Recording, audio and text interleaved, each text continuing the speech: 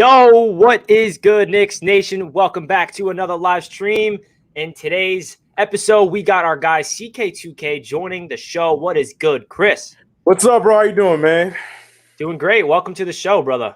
Glad to be back, man. Anytime. Glad to be back. Last time you saw a live stream with CK and myself, we were 5-3, and we kept saying it over and over again. And CK and I kept going. We were hyped up. The Knicks had a positive record. The Knicks have come a long way since then. So we got a lot to talk about in today's episode of New York Knicks Talk, whether that's this current state of the New York Knicks. There's a lot of rumors speculating that they could be potentially doing more, packaging some assets for a blockbuster trade like Bradley Beal. We're going to give our thoughts if that's the right move or not a right move. We're going to talk about the Derrick Rose trade that happened and how that might impact the rookies in a very positive way, and go over the whole outlook of the New York Knicks season, because are we a quarter of the way through?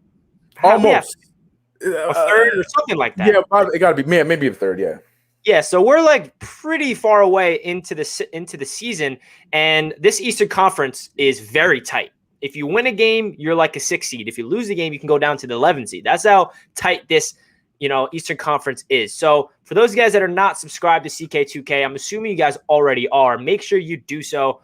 One of the best Knicks YouTubers out there. And also salute to everybody tuning in on Twitter, because I'm live on Twitter as well as YouTube. So salute to everybody. All right, let's kick it off. So the Knicks are 11-15, right? Last time we talked, they were 5-3. So CK, what's your thoughts of the whole outlook of this New York Knicks season? And just, are you blown away by any particular player? Is this what you expected us to be, where our record is right now? From the beginning of the season, still no. Am I blown away? I don't know if I'm blown away. I'm still very impressed. 11-15, though, to a lot of teams, like if you're a Lakers fan or if you're like a Bucks fan or whatever, that's nothing. To us, to be 11-15, I'm really, really, really impressed still to this point, because I always have a rule that, after the 20 to 22 game mark, that's when you start to see the real teams compared to the pretenders. Because a lot of the time, like, we'll have the Magic being first place in the Eastern Conference for the beginning part of the season, then all of a sudden they drop off a little bit, this, that, and third. And for us to be 11-15, like you mentioned, in the P-word hunt, I can't say the word yet because I don't want to put the juju out there. It's big. It's huge. 25 games in. We're in the hunt. Almost said it. I'm very impressed, very happy with this team, very impressed with, what Thibodeau's done. I know people have the conversation about rotations and whatnot, but at the end of the day, he's done a good job with the team that we've had, and we're getting a lot out of guys that we were hoping to get a lot out of. RJ Barrett, I'm sure we'll talk about in a little bit. He's been having a good second season. IQ doing a lot more than we had expected throughout this entire year, and the others, Alec Burks, Milner's Noel, this, that, and the third. So very pleased. I don't know if I would say I'm pleased with the team. I'm impressed with the team. That's the word I'll use. Impressed. Okay, yeah, I think I agree, man. And I don't even know what our record was last year at this time. It was something like 11-27, right? Right. So, yeah. So it's definitely a very big improvement. And shout out to everybody in the live chat. Everyone loves having CK on the channel, so welcome in again. Chris, if you guys are new to the channel, make sure you subscribe to Knicks Media, and I link down below CK2K's channel as well, so go check out his content. He finally got his PS5, so stay tuned for more 2K content coming soon. Yes, and Terry as well. Yeah, we're going to be streaming soon. Looking good. Stay tuned. All right, so let's get right into it, man. Let's talk about this Derrick Rose trade, because wow, we got Derrick Rose back in the New York Knicks. He's rocking that number 4.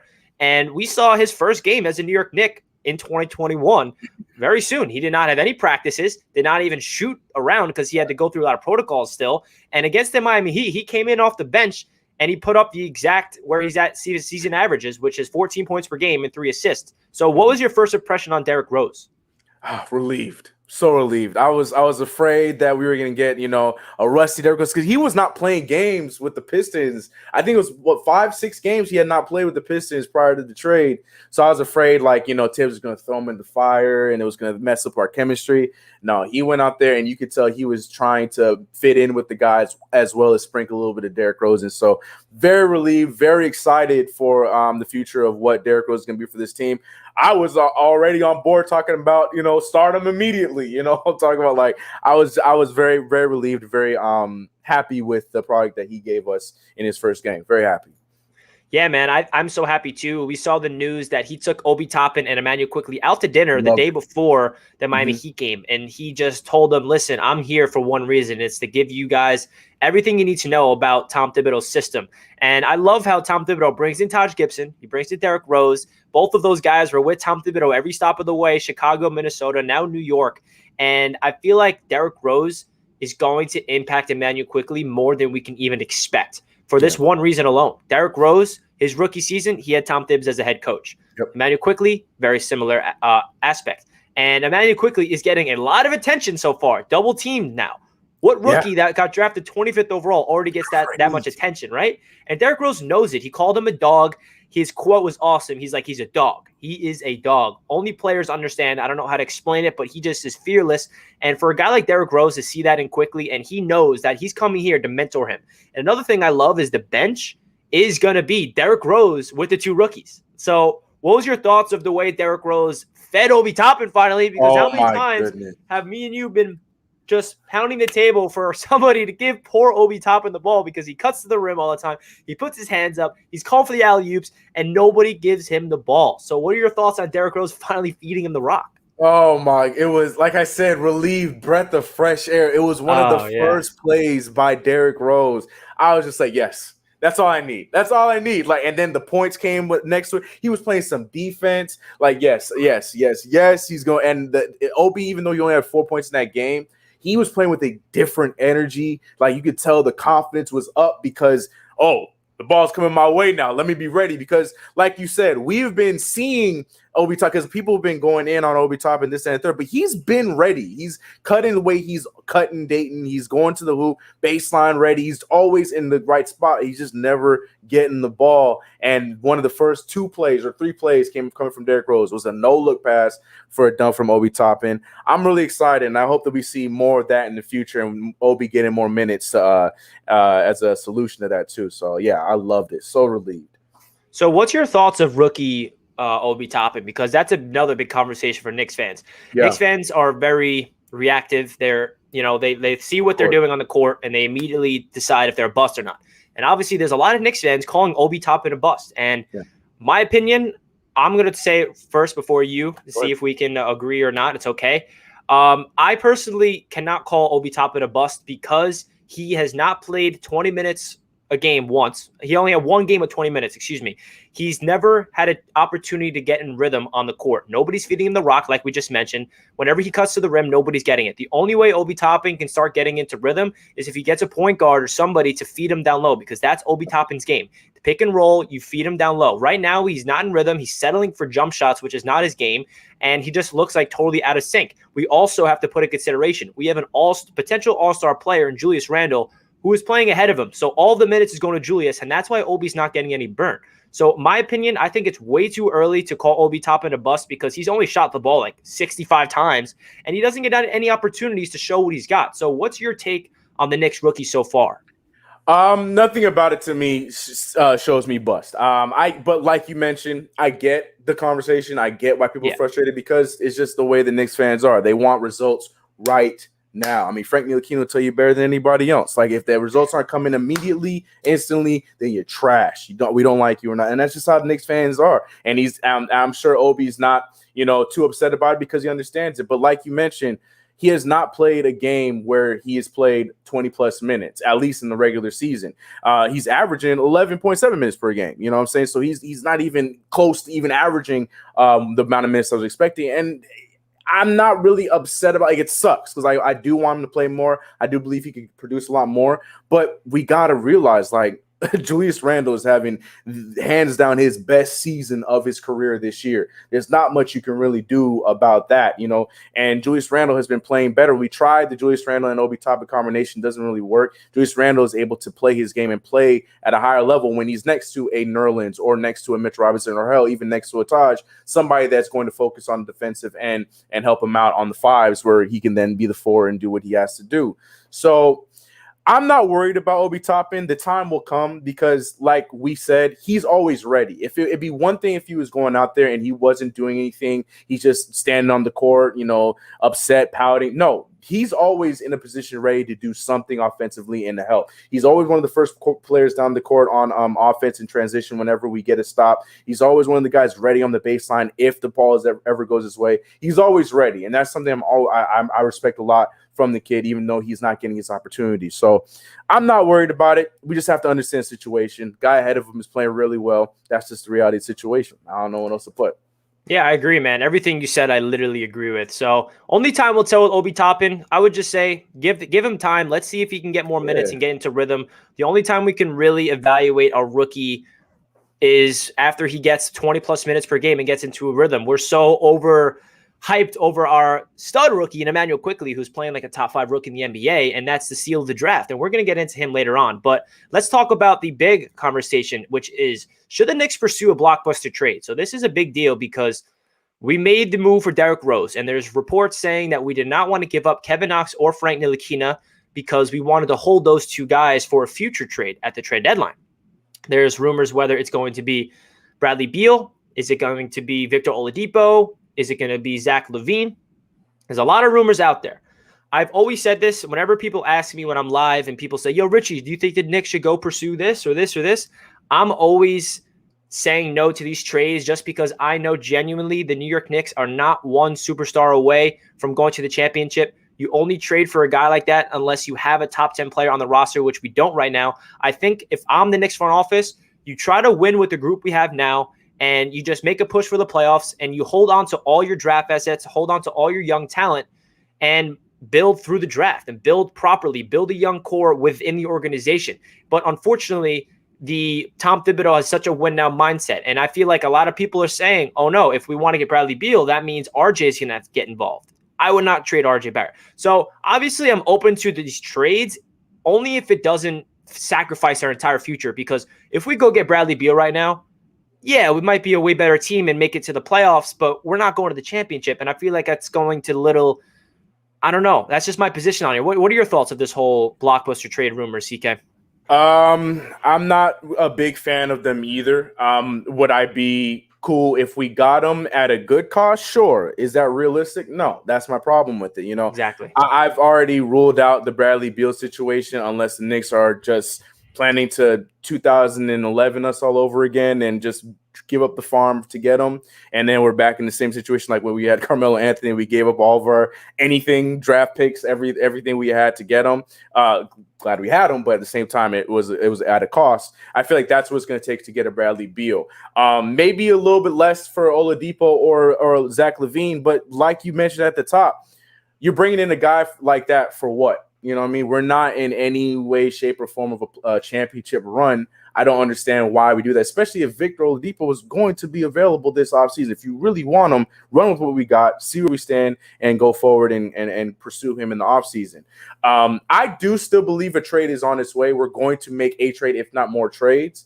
But to me, I would hope that it's going to be smaller trades for other fits that could continue to, like I've said, we've pivoted away from the rebuild. I feel like we're now in this foundation stage where we're trying to build a team where maybe we can be in the P word or maybe we won't be. But we're right there in that 8 to 9 to 10 range rather than being in the 14, 15 range in the Eastern Conference. So as far as making a big blockbuster deal for one of these guys, I'm not a fan of it. I don't see why it would make sense, and I don't see why we would do this to ultimately give up one of the 3 main guys in Mitchell Robinson, Julius Randle, or RJ Barrett, because that's the only way you're getting Bradley Beal is if you're giving up one of the 3 or maybe even 2 of the 3 and a draft pick. Something like that's going to have to be given up to get a Bradley Beal.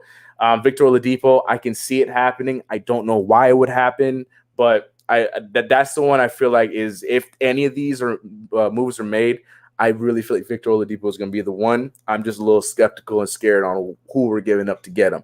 If it just costs like a Frank and a Kevin Knox and a second or a 2022 pick or something like that, I'll cry. But if that's all it took to get Victor, then I guess we got to do what we got to do. But why would you cry, though? Why would you cry? Because you're giving up both Kev and Frank. Like, golly. And I don't know. That would hurt my heart. But I mean, if that's all it took to do that and you're bringing in Victor Oladipo, then okay, because he can play next to RJ. He helps us out, and, maybe we sign him for a cheaper deal. Who knows? But if you ask me if I want to make one of these deals, absolutely not. Make a smaller deal. push forward, and hopefully we get some good in the draft. Again, I couldn't agree more with everything you just said. I do not think that the Knicks are in position to do what you said. Are we going to go back to the 2011 ways, trade our entire team for Carmelo Anthony? And we saw how that turned out. Melo put up a bunch of numbers. We did nothing with Melo. We went to the playoffs, twice, and we were the second seed. You guys know the drill with what happened with Melo. And it was a disaster. We had no talent around him. This New York Knicks team has never been in such a good position, whether that's draft capital, all around, cap space, everything. Right. And we still have a young core to build around right now that we're seeing that's winning ball games. RJ Barrett is developing before our very eyes in a sophomore season. He's only played He finished his 82nd total game of his NBA career. This man is the youngest player on the Knicks. We're going to get into our breakdown of RJ Barrett in just a bit. We have him to build around. Julius Randle is surging as one of the best power forwards in the NBA. Not the best, obviously, but he's playing out of his mind. Proved all of us wrong, and I'm happy to be wrong about that. Mitchell Robinson is proving to be the defensive anchor on the Knicks. That's a big reason why we're so good on defense as a team. And then we got guys off the bench that, we know all the young core talent that we're building around. So what's your take on this? I don't even want to say his name, Elfrid Payton. What's your take on this guy, Elfrid Payton? Because he is a guy that 98% of Knicks fans cannot stand. And then there's 2% Knicks fans that defend Elfrid Payton and say that he needs to be the guy. So my problem with Elfrid right now, I talked about this in my previous video, is I love off the bench. It's going to be IQ and D Rose. Mm-hmm. But why does RJ have to be paired up with Elfrid at all times? Mm-hmm. Elfrid is not the right guy to partner up with RJ Barrett for multiple reasons. So what's your take on Elfrid Payton? And do you think that's another part of the trade rumors? Do you think there's any chance that he will waive his no-trade clause and get moved from the Knicks? Absolutely. Oh, absolutely. But the thing is, the problem with that is the power's in his hands. So the only way that happens is if the Clippers bite and say that they need him as one of their point guards, or I don't know, any of these playoff teams the Bucks, any of these other playoff teams that need insurance at point guard, that will, make the offer to get him. That's the only way he waives the NTC is, the Bucks, the Clippers, one of these playoff teams, hell, maybe even the Lakers. I don't know. If a playoff team that has a chance for a championship is making the move, he'll waive it. But if we were trying to offer him for Derrick Rose, you think he waiving that to go play for the Pistons? No way. So there's no way that's happening. So I feel like that's the only way it happens. I do believe it happens, especially with Ian Begley talking about the fact that there are a few playoff teams that are keeping their eyes on Elfrid Payton. So he knows. I feel like tea leaves, like he can read the tea leaves that, it's mutual that he's got to go because we got, Emmanuel Quickly ready to go. Now we got Derrick Rose, Coach Thibodeau's favorite. Like we got guys that we want to give some runs. So, understand the situation, read the room. So I do believe a deal will be made that will send him off somewhere, but it's got to be with a playoff team. And if Ian Begley is serving us correct, I think one of these playoff teams will make the call because the Clippers definitely could use him. Even if he's not a starting point guard, he could definitely be a good little backup because he plays defense. We can give him all the crap we want. I'm not part of the 2% that'll defend him, but at the same time, I feel like I'm that guy that's like I hang with the 98. But every now and then I'll go to 2% be like, but hold on now, wait a second. Because Elfrid Payton, I say there's two Elfrid Paytons that we get. And unfortunately, he cannot make it into one person. And that is the aggressive, I'm going to score Elfrid Payton, or it's the playmaking defensive Elfrid Payton. Never at the same time. He never does them at the same time. And when we get more of the guy that, that does a really good job defending, as we see sometimes with Damian Lillard, and we saw kind of with Steph Curry, keeping him to his scoring average. I'll take that. But at the same time, do I want him as my long-term starting point guard? Definitely not. No, thank you. But yeah, I do believe that there will be a deal made where he will waive his NTC and he will be off on his merry way, hoping that he can get a championship. Man, I hope so, because Elfrid Payton is one Knick player that drives me insane. Whenever I see him check in the fourth quarter, I'm like, no Thibs, bad Thibs. And then what happens? Wide open for 3 minutes left in the fourth quarter. He puts up a brick. Like, come on, bro. That should be IQ shooting that in the fourth quarter. It just drives me crazy because it feels like Tom Thibodeau loves Elfrid Payton as a point guard because he's defensive minded. No, he's not the best defensive point guard in the world, but he was the defensive player of the year in college. He has defense in his resume. He does force some turnovers. He's not terrible on defense.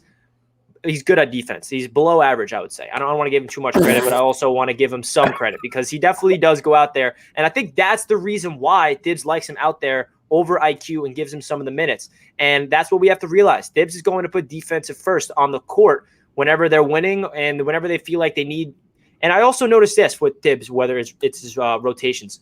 He starts the game, whoever's playing well, if Elfrid starts the game hot, which he does sometimes, he's getting all the minutes. It's what it comes down to. It's in-game decisions. It's in-game adaptations from the coaching staff. And it frustrates me because I really want to see IQ out there with RJ Barrett because I feel like those two would really mesh well together. RJ needs a playmaking, shot-creating point guard that will space the floor. Elfrid is the opposite, and it is infuriating to watch. And it's so sad because that's who he used to be. Elfrid Payton used to be. That's why I was excited about the signing last year because Elfrid Payton used to be a very good ball mover. He was one of those guys that was very quick, very high IQ when it came to passing. I don't know if Fizdale put the same note in his head that he put in Julius Randle's head, where it's like, I need you to shoot, score. So then it completely rewired all of his other circuits from his entire career, basketball career. I don't know what it was, but it's really upsetting because he should be that guy that moves the ball, and I don't see that anymore. Now, I was excited to have him. I don't see that anymore. Yeah, me too. I'm not a fan of Elfrid. I know a lot of Knicks fans are not as well. So I noticed some people in the chat are asking us if we can go over the Bradley Beal trade speculation. Me and CK already talked about that. So if you guys want to rewatch it after we go live, feel free to do so. We're going to get into new content here. And if you guys are new to the stream, I see we got around 200 people. Make sure you smash that thumbs up button. And don't forget to subscribe to CK. That is down below in the description. We got a lot of Knicks content coming your way all throughout the season. So let's get into the next topic, which is what needs to change in order to make a push for the P word. Oh, should I take the P word off? It's okay. It's all right. Just I don't cuss over here, so I can't say it. You know, I'll take credit. I said the P word. You don't have to say it out loud. But what needs to change in order for us to at least make that 10th seed? Whether that's rotations, is it personnel, is it trade, is it you're Scott Perry and Leon Rose right now. What do you do? And Tom Thibs. What do I do is like I said, I'm ultimately make another move that will help us beef our wings, but also get rid of some of this guard situation. So I think Austin Rivers and Elfrid Payton are two guys that we got to look to try and, turn into hopefully another shooting wing. Who that is, that's the problem. I've been scouring 2K. I've been scouring the pools, every other roster. Like, who is the guy that we can make that move for? I know there's rumors around JJ Redick, right? Like, that'd be cool to get another shooter for sure. If we make a deal that's cheap to get JJ Redick, I'm not going to be mad at it. How does it help us defensively? I don't know. But at least we get another shooter off the bench in JJ Redick. But ultimately, if I'm Leon Rose and if I'm Scott Perry, I'm looking to see who's on the wire. That's a wing that can shoot if they're young, whether they're a vet, regardless, so they can get an Austin Rivers or an Elfrid Payton in return. But like I said, especially Elfrid Payton, somebody that's going to be the only way that he's going to be moved is if it's somewhere where he knows that he can compete. So it's just a fine line. But honestly, I like what we have right now. I just wish personally we could just, beef up our forwards a little bit. We don't even play Kevin Knox as it is. If we're going to go after us, I know, right? It's very frustrating because he's the man shooting 40% from three, but I get it. He had a few rough games before he took him out. I understand. But God, we're 11-15, Richie. Like, we're already playing above average, in my opinion. I mean, we lost some very crucial games. In my opinion, some of that had to do with the rotation a little bit towards the finishing stretch because we started the games really well, but we just closed out because rotations made no sense towards the end. I don't know how much more tweaking we need to be, but if whatever the case may be, I think it has to deal with Elfrid Payton and Austin Rivers finding a new home and whatever that turns into for us. That's what I think. Yeah, I agree, man. I think we also, like you mentioned, the rotations, I feel like cost us some games. And I just don't like how Emmanuel Quickly, when he does get the minutes, he puts up 23 plus points per game. I mean, if you look at the stats, whenever he's on the floor for 25, 30 minutes, he puts up numbers. The last 3 games, IQ's not seeing the floor as much as he needs to. And it's really frustrating because we have a rookie that has so much potential. What I see in Emmanuel Quickly is ridiculous. In the fourth quarter or whatever time it is, his ability to be confident and do a crazy Curry slide, 2K-like step-back three with a hand in his face and drill it and shooting like 5 feet behind the arc, that's special. That's someone you need to give minutes to. That's someone that you need to play over Elfrid Payton. And I think that's the biggest reason that's going to hold us back. If Thibs does not realize that Elfrid Payton is icing his teammates out, he has tunnel vision when he drives to the rim, he will hit 3 or 4 acrobatic layups, and then the fourth one, he's going to force it when he should have passed it. That's Elfrid Payton in a nutshell. So they, like you said, they need to move on from Elfrid. They need to give IQ his minutes and let Derrick Rose just take over this team, to be honest. Because I feel like Derrick Rose has a lot of juice left in the tank. He looked like a very, very good point guard out there. And I feel like him and IQ are going to play very well together. So I think that's my adjustment, is really giving Emmanuel Quickly the minutes he deserves, because it's infuriating to watch, especially in the fourth quarter. There was a time like last week, Emmanuel Quickly was like top 15 in the league in points per game in the fourth quarter. That tells you that he has that dog mentality where he wants to show up in crunch time. And they're not giving him the fourth quarter minutes. So I don't understand. That needs to be adjusted. There needs to be something that's going on. And let's hope that it's Elfrid Payton getting moved. So we'll see about that, right? Yep. I noticed that we got, 220 people watching right now with 68 likes. If you guys are new to the stream and you guys have not smashed that thumbs up button, make sure you run it up. The goal for this video is 100 likes. We greatly appreciate it.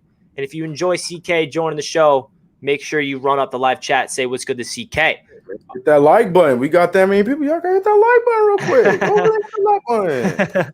Let's do it. Let's go Knicks. All right, so let's talk about our guy RJ Barrett, because he has been on a tear. So the past 2 games, he definitely went back down a little, not ice cold, but 2 games ago, he only had 19 minutes, 3 points. Last game, he went off in the third quarter, and he unfortunately missed that layup at the end of the game to tie it. And that was the most heartbreaking, painful thing I've ever watched in a long time for the Knicks, because it's like, that's RJ Barrett's game. He hits that layup 9 out of 10 times. And I'm just like, oh, all right, RJ, you'll get it next time. Like, I'm not worried, but still. So what's your thoughts of RJ's sophomore season as a whole? Because as we know, it's been a roller coaster. He starts off opening night, 3 threes, 20-something points. We're like, whoa, RJ's insane. And then he goes on a crazy, terrible skid. Everybody's calling – not everybody, sorry. Some people are calling RJ a bust. Some people are writing off RJ saying, send him to the G League and all this stuff. And I'm like, whoa. RJ Barrett will be fine. Like, give him some time. And then all of a sudden he goes on a 13-game crazy skid of just excellent basketball. And before I hop into what you have to say about that, we got a generous donation from Donnie. Thank you so much for the $5 donation. Don't worry, Chris. I'll get back into game shape and come save the season for y'all. I'll step in for Stacey. Okay. Oh, my gosh. Shout out to Donnie, man. I love it. Shout out to Donnie. Thanks so much, brother. So what is your thoughts of RJ Barrett so far in the sophomore season? I love him. Again, if we're talking about anybody overachieving, I think that did a huge statement for RJ Barrett. I understand that, he had that stretch where people were a little bit worried. And right now, I mean, he last 2 games, he's had a rough time. But I want to mention those last 2 games were against the same team, the Miami Heat. And the Miami Heat defended him really well. Matter of fact, the Miami Heat defended the Knicks really well. So I'm not really entirely upset. He played really good going up to that point. They read the scouting report, did a good job against RJ Barrett. And like Richie just mentioned, like, he still adapted to it pretty well in that third quarter after having an okay first half. Unfortunately, misses the game-winning shot. It is what it is. Move on. Well, we've seen easier shots missed. It happens. 20 years old. He'll be all right. He'll get another chance. So as far as him, as RJ Barrett as a whole, I'm loving it. This is what I was hoping to see. I think a lot like Obi Toppin. I think because of the situation with Julius Randle, he's probably going to be hovering around that 17, maybe 18 points per game for this season. But I think this could have been a year where he could have made that leap to about 20 points per game this year. I think this easily could have been that year. But because he's playing next to a guy who is playing out of his mind, not upset about it, having a great season, and being consistent with it in Julius Randle, RJ sitting around 17 and 6.5, 6.4 rebounds per game. I couldn't be any more happy. I'm just glad that he's getting the opportunity. Fizz, there you go. See, I keep mixing. Oh my god. Tom Thibodeau, Tibbs. I'm so sorry, bro. Tom Thibodeau is showing a lot of confidence in the kid. I'm happy with it. I'm really, really, really excited, really happy with it. And he's 20 years old, and he's making a lot of changes on the everything we want to see him make changes on.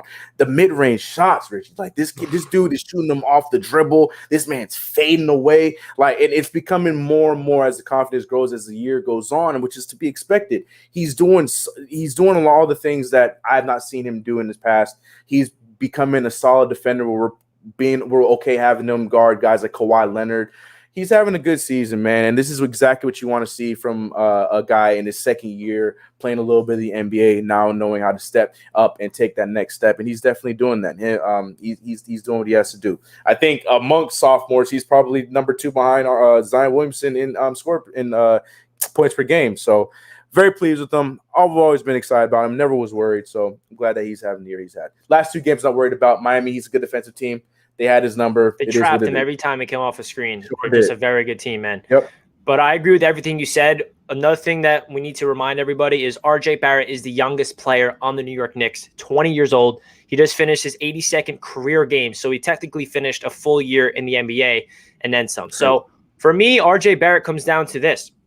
He has his own pace to the game, and that's what makes him so special. He slows it down, and when he gets a screen and he drives to his left, he's dangerous. He can beat you. He can either dunk on you, or he can finish acrobatically with a layup, or he throws up the alley-oop. And I feel like that's the decisions that the coaching staff is trying to adapt RJ Barrett to. They're going to give him a screen, and they're going to let RJ Barrett decide, all right, are you going to lob it up to Mitch? Are you going to feed it down low to Mitch? Or are you going to take it yourself? Or are you going to dish it out to a shooter? And RJ's been developing beautifully throughout the year. I love everything about him. He's not just a scorer. He's not just a facilitator. He's not just this. He's an all-around basketball player that I feel like is going to thrive under Coach Thibodeau's system. He's also impressed me on the defensive end. I feel like he's blossoming into a 2-year player. His body's only going to get bigger. His physicality is bigger. He bullies people. He went up against Kawhi Leonard. That was the biggest thing that I said. Okay, everybody was saying, all right, let's see RJ Barrett do this against a premier elite defender because he's been schooling some bad teams.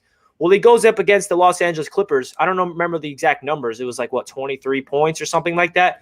And he went off. He basically took Kawhi Leonard's school, and I loved it. I loved every single second about it. He did not step away from the challenge. He's going up against one of the best perimeter defenders in the entire NBA as a 20-year-old, and he took the challenge of defending Kawhi Leonard. He did a solid job. He definitely got beat at some times because that's going to happen against a superstar like Kawhi Leonard. But RJ Barrett is going to just get better and better. He's 20 years old, and I am just super excited to see what he could become. I think it's a stretch if you put RJ Barrett into the conversation as, oh, this guy's a potential superstar. Like, no, that's not what we're saying. I think that RJ's potential in this league is to be a very good piece to a puzzle of a championship contender. He does not have to be the number one guy. I think he's going to be a complementary piece to a championship contending team on the Knicks in the future. That's how I think. I feel like he's only going to get better. And the big reason why I think RJ is destined to have a really good career is one trait that he has that's rare, and that's his mentality. We always talk about mentality, and RJ has that within him. Every single time he steps on the court before a tip-off, he goes like this. I don't know if you guys noticed. He goes like this. And he's been doing that since high school, and he always called himself the Maple Mamba in honor of Kobe Bryant. And he always says that I try to unlock that Mamba mentality when I'm on the court because he admired Kobe's mentality. And what that basically is that fearless mindset of I'm doing everything in my power to be determined, whether it's off the court, on the court. He's determined to be great. He deals with adversity for a 20-year-old way better than I can ever imagine. He's so mature for his age. And that's why I'm not worried about RJ. Like, whenever he has a couple off games, like, it's going to happen for a 20-year-old.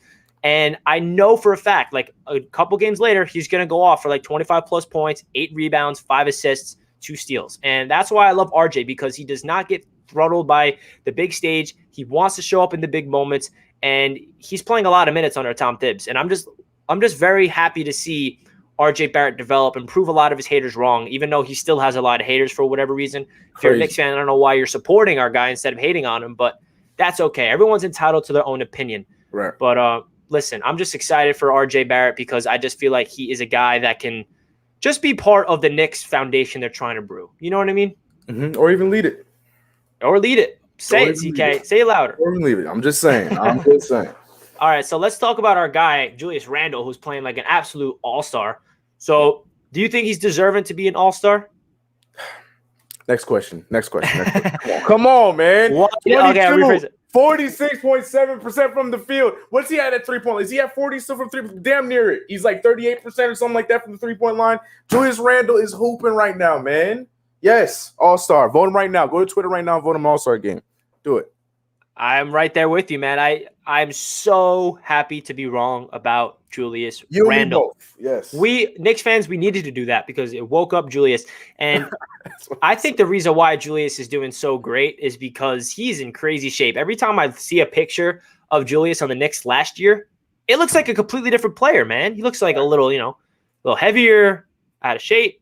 Yeah. Now, like the amount of times I've seen Julius last year rebound the ball and then dribble it up, I'm like, no, Julius, pass it. Like, don't dribble it up. And now I'm like, all right, Julius, what are you going to do with the ball? Like, let's see. Yeah, and he sprints. Like, this guy's fast. Like, so there's sometimes where his legs are, like, running too quick for how fast he's dribbling. I don't know if that makes sense. But, like, he literally is pushing the pace. He's the engine. He's the heart and soul of this New York Knicks team. Without Julius Randle, we are not 11-15. Obviously, that's not a spectacular record. But for Knicks standards, last year, this is a good record for the New York Knicks, especially if you look at the talent that we had to go up against. So why do you think the resurgence of Julius Randle is happening? Like, why do you think he's playing like an all-star? Is it the coaching staff?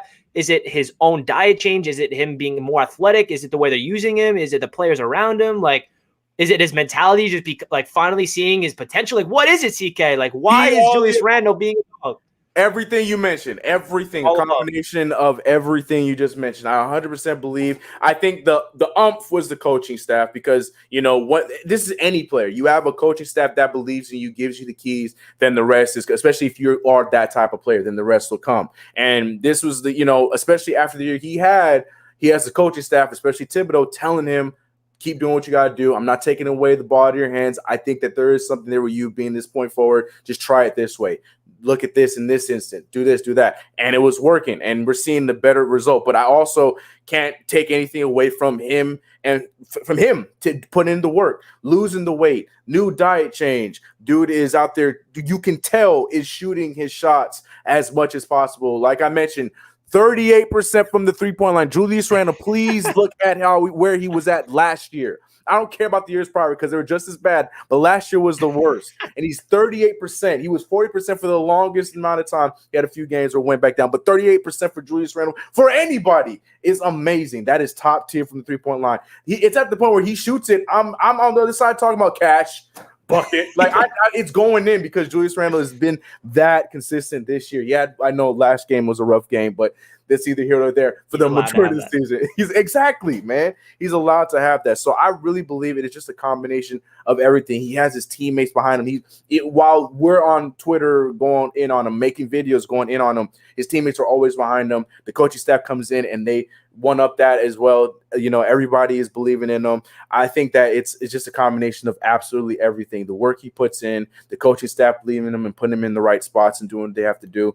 I'm very, very, very happy to be wrong about this. Very happy to be wrong about this because this is the kind of player that I thought Julius Randle was going to be that last year with the Los Angeles Lakers. It was looking like he was going to turn that corner and be like this, but then he went back into his old ways and he luckily had the season he had in New Orleans, and now he's flourishing with us. So I'm really happy about it.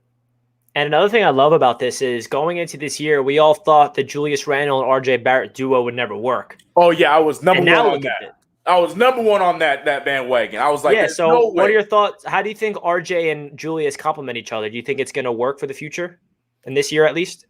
As long as they both start to unlock a jump shot of any type, yes, because that's the biggest thing. Because Julius Randle has been consistent and reliable from the 3-point line, and RJ Barrett has been a little bit more reliable when he shoots the ball in the mid range. And even for the 3-point line, he's improving there, especially as the games have gone on. As long as both of them continue to improve on their game and their jump shots, that's it. Because one possession you're seeing Julius Randle bully everybody and get to the paint. Other possessions he's taking a jump shot and it's going in. Vice versa with RJ Barrett. Yeah, the two of them have that mentality and they're just strong at their positions. So I really believe now more than before because, yes, it works. I was wrong again. 0-2. I'll take it. If it's 0-2 and my team is doing better for it, I will take the L.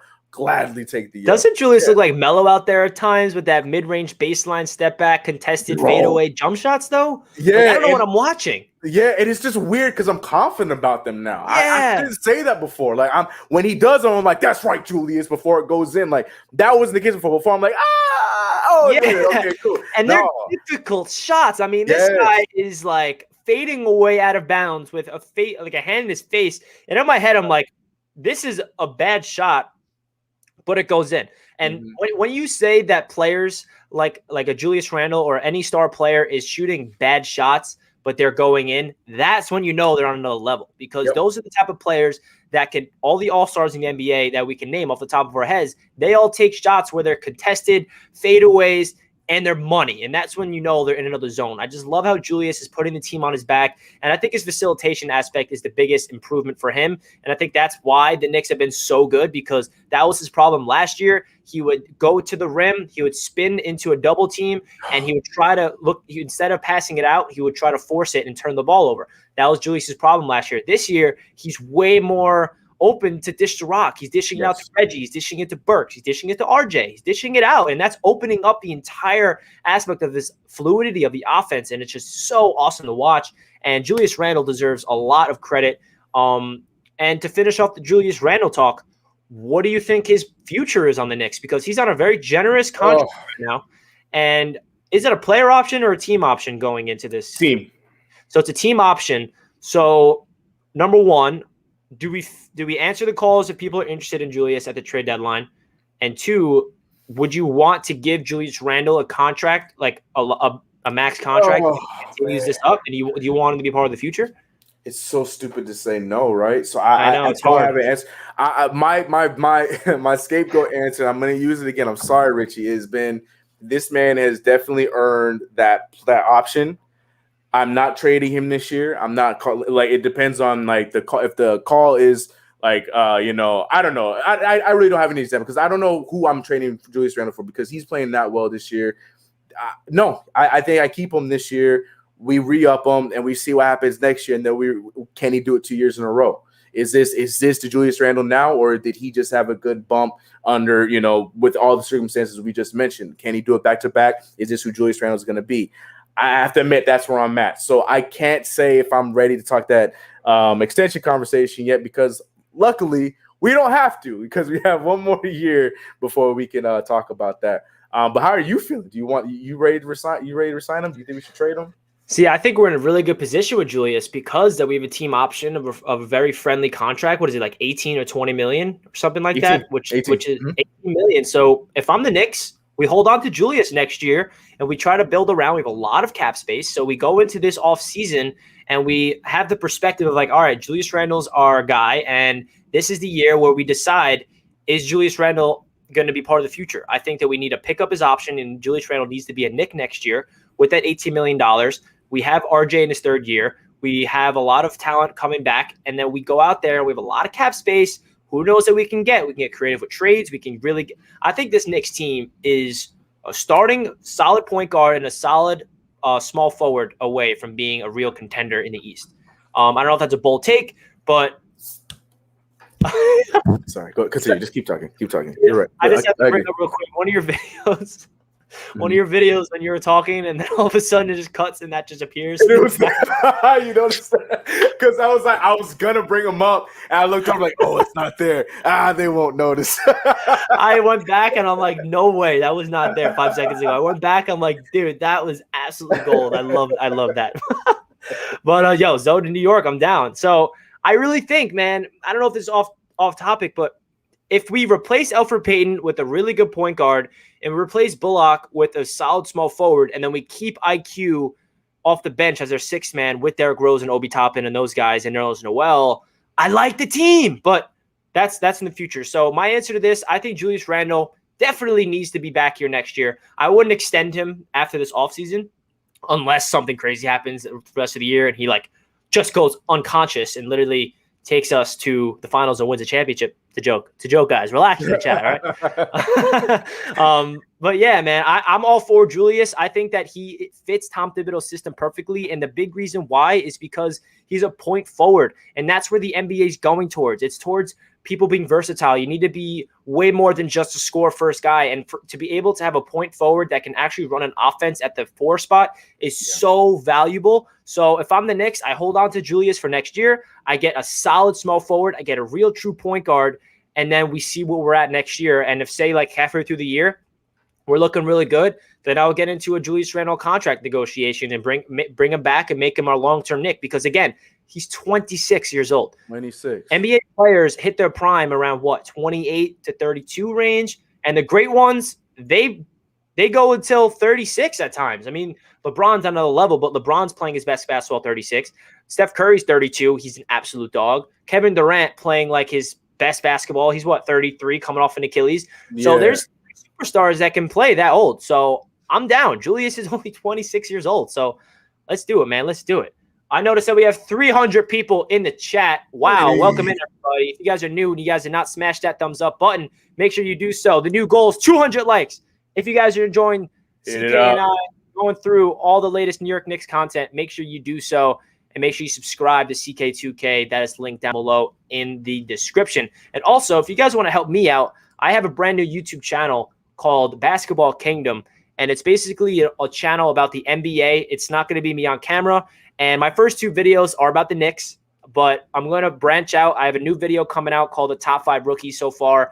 And IQ will be in it, obviously. So I'm putting a lot of work into Basketball Kingdom. If you guys can go click that link down below and subscribe, that would mean a lot to me. I'm trying to build another NBA channel to talk about the entire National Basketball Association. So help me out over there. Greatly appreciate that. So we got 10 minutes left in today's stream. Let's see. What should we talk about? Yeah, let's talk about the rooks. We gave our take on Obi a little earlier, but Emmanuel Quickly is the steal of the draft. And one of my 2 videos I made on Basketball Kingdom was all about Emmanuel Quickly being the steal of the draft. So if you guys want to check out that video after the stream, make sure you do so. So CK, what about IQ is so impressive to you, and why do you think he was so slept on? And why was he drafted only 25th? And the best part about it, the Knicks reached on him according to all these draft experts. He was a second-round talent. He got a D+ grade according to CBS Sports. So what's your thoughts of IQ? Well, to answer your first question, my favorite thing about him is the kid is an amoeba. The kid is absorbing and taking information everywhere he can. That's why when we got Derrick Rose in the trade, I was like, oh, we have it in house. Now, like, get all the questions you have is right there. Former MVP, all-star point guard Derrick Rose is right there on the same team as you. Get the number going, because I love that. I love hearing the stories of him hitting up Damian Lillard, getting his number and talking to him, watching Kawhi Leonard pregame and seeing his routine. I love stuff like that because that just tells you about somebody who just wants to be the best basketball player that they can potentially be. A game that we won, but he played bad at. He was there following the game, getting more shots up. Those are the things about Emmanuel Quickly that I love. Drawing fouls like a freaking veteran, and even to the point where Damian Lillard's like calling him out, like, "Yo, you getting that call, and I can't get that call." Like, that's the first thing one of the first things you mentioned at the top of this live stream, a rookie garnering double teams as soon as he checked in.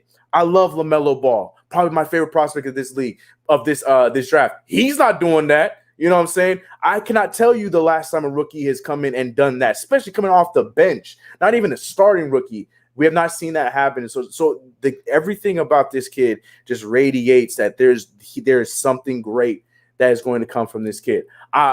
I love it. I just love the want to be better, the dog mentality like Derrick Rose has been talking about since he got here. The kid is just a humble dude that puts the work in and is going to be one of the best versions of himself that he's going to be. And if it means that he's going to talk to LeBron James, go talk to this person, copy this, take the bit of that, take it to turn it to what he's going to be. Like I said, an amoeba, he's going to do it. And I love that about him. And that's why I just unleash the kid, let him free. I'm still team, 6-man right now because, like I said, I want to keep him with the bench unit because I don't want Elfrid Payton with the bench unit. So I'm team 6-man, but at the same time, the dude he should be getting, if not the most minutes, top of the minutes when it comes to the point guard position between him and Derrick Rose. So I'm really excited about that kid. Really excited. Yeah, man. And I've always said, I feel like you definitely agree, and a lot of Knicks fan as well. How many times throughout the past decade, at least, where there's always been these steal of the drafts and all these players are second round picks, late first round picks, and they're just balling out. All players that the Knicks pass on. And we're like, why do we draft him? Like Donovan Mitchell, or the list can go on and on and on. But it's so refreshing to see that the Knicks got something. We got one of those guys that everyone's like, wow, I can't believe we passed on IQ. He's playing way better than a lot of players ahead of him. So for the Knicks to really feel and this really gives you a lot of confidence in the new front office, because this is their first draft together. Leon Rose, first draft of his career as the Knicks president. Scott Perry, he's been here for a while, but I like what I've seen from Scott Perry. And for them to reach on IQ at 25, they knew they could have got him in the second round, but they're like, nope. Well, actually what they did is they had the 23rd pick. They traded back 2 spots, got an extra second, which they eventually traded again. But I like that they've risked it all. We got Kenny Payne in the building. Kenny Payne's probably chirping the ears like, hey, yo, IQ, SEC Player of the Year, steal the draft. And Leon Rose is like, oh, bet? All right, I'll take IQ. I don't know how it went down, but it just gives us a lot of confidence for the future, especially that we have 2 first-round picks this year. The Mavericks, they're playing a little better now, but I don't really expect the Mavericks to really fall apart. Obviously, Knicks fans are going to be rooting for their demise. But yeah, I love how we got IQ with the 25th overall pick. Whether the Dallas Mavericks are a lottery pick or not, we should be happy that we have 2 firsts next year as well. If we keep him, who knows, we're going to trade. So I'm just loving that the Knicks finally got that guy in the draft that we didn't pass on. Would you agree? Yeah, 100%. We got that gem. We finally got a gem. Like, we came really close. I'm not saying anything about Mitchell Robinson, but Mitchell Robinson was, one of those guys we were like, hold on now. This Mitchell Robinson guy, when you actually give him a chance, he's pretty solid. But, like, IQ is, like, he is the gem of this draft. The 23rd overall pick, 25th, whichever you want, that's 25th, you're right. 25th overall pick is in top 5 in Rookie of the Year conversations. Don't get any better than that, man. That's gem right there. That's the. I know it's just, and obviously we're like overhyping him because he is. You got to realize that we're talking about a 25th overall pick who was looked at as a D+ grade at some experts. Everyone called him a second round pick. Everybody said that he's a shooting guard, like only a shooting guard. And everyone, I remember when we drafted him, all my videos, I'm like, yo, we got Emmanuel Quickly. He's a point guard. He can do both. He's a combo guard. And everyone in my comment section like, yo, Richie, you're totally wrong. Like, he's not a point guard. He's a shooting guard. And I'm like, no, bro. I watched a lot of interviews, and IQ said himself, which I think is the best source for it to come from. And he said he played point guard his entire life, and then when he went to Kentucky, John Calipari wanted to play him off the ball. So he's versatile. He can do both. That's a good thing to have. We don't want to label him as a 1. We don't want to label him as a 2. He's a combo guard and can do both. So I'm excited for IQ's development. I feel like that he's going to be the guy off the bench for the future. I don't think he's ever going to really take over as that starting point guard role, bearing any injuries. I would love him to start, but I do like him off the bench. I like him playing with Obi. I like him playing with, Derrick Rose off the bench, because I don't think D Rose is ever going to start. So it's refreshing that the Knicks got IQ, because Obi Toppin, definitely his rookie season so far is very underwhelming. He's not getting the looks. He's not getting the minutes. When he does get the ball, sometimes he puts up a crazy shot, and you're like, all right, Obi, that's not your game. Like, you should drive. So I know we went over Obi early on in the stream, but for the new people watching, what's your quick little take of Obi Toppin, and what do you expect him for? Do you expect him to improve and get his feet more wet throughout the rest of the year? I think that's a very good question. I think that he will. He can only go up. So I don't think he will be any worse. I don't think he's playing terrible, but he's not playing up to 8th overall pick standards. I do think he'll play better though. With the second unit that we're forming right now, I think there's a lot more continuity with this unit rather than Austin Rivers, who the only times he's good is if he's doing his own thing and he's taken away from what everyone else is doing. To have Derrick Rose and Emmanuel Quickly, who can get their own but also look to get everyone else involved, I think we might be seeing a little bit better results from Obi Toppin. Hopefully more minutes depending on situations. But look, I don't think that what we're seeing in his rookie year is what he's going to be for his career. That's what I feel like people have a problem with. They see that they have these bad rookie years. That means that they're going to be a bust. No, because I really think that there's going to be an opportunity that he will get where even if it's not towards the end of this season, next year he'll get more opportunities. Like what we mentioned at the in the beginning. Like if we get that point guard, that will be our starting point guard. That's not named Elfrid Payton or whatever.